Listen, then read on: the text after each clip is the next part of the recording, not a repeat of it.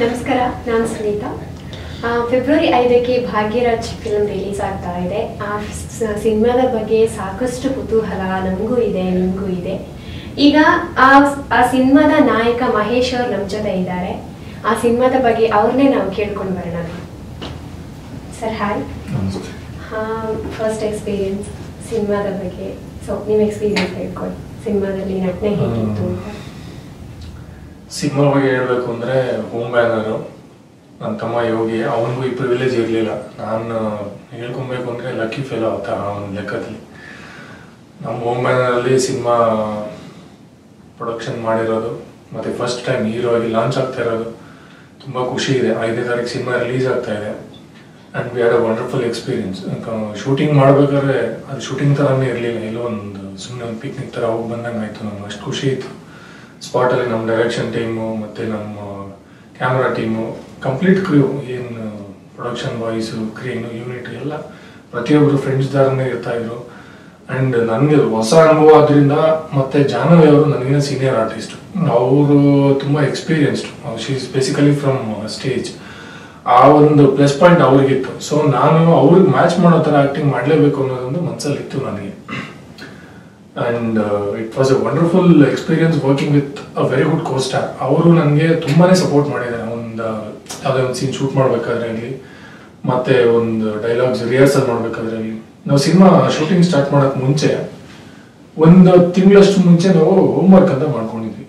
ಅಂದರೆ ಒಂದು 10-15 days rehearsals ಮಾಡ್ಕೊಂಡಿದ್ವಿ. ನಮ್ಮ ಸೀನ್ಸ್ ಏನಿದೆ, ಅದು ಡೈಲಾಗ್ಸ್ ವರ್ಷನ್ಸ್ ಏನಿದೆ, ಮತ್ತು ಅದು ಯಾವ ಮೂಡಲ್ಲಿ ಏನು ಮಾಡಬೇಕು ಏನು ಮಾಡಬಾರ್ದು ಅಂತ ತುಂಬ ಡಿಸ್ಕಸ್ ಮಾಡಿದ್ವಿ. ಆ್ಯಂಡ್ ನಮ್ಮ ಡೈರೆಕ್ಷನ್ ಟೀಮ್ ಅಂತೂ ನಮಗೆ ಹೆಂಗೆ ಅಂದರೆ they were always with us.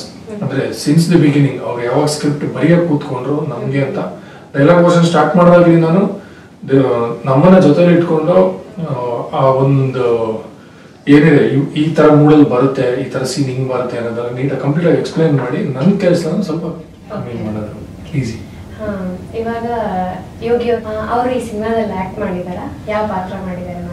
ಆ ಒಂದು ಸಾಂಗ್ ಬರುತ್ತೆ.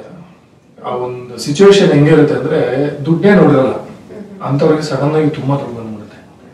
ಅದೇನಾಗುತ್ತೆ, ಈ ಕೋತಿ ಕೈಲಿ ಮಾಣಿಕ್ಯ ಕೊಟ್ಟಂಗೆ ಆಗಿರುತ್ತೆ. ಸೊ ಮಂಗನ ಕೈಲಿ ಮಾಣಿಕ್ಯ ಸಿಕ್ಕರೆ ಹಿಂಗೆ ನೋಡಯ್ಯ ಅಂತ ಒಂದು ಸಾಂಗ್ ಇದೆ.